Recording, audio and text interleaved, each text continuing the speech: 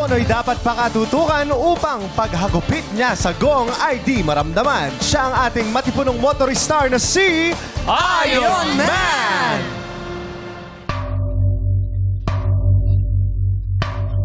Malakas! Yupi Matindi! O, kamusta yung Japan quiz? Malamig!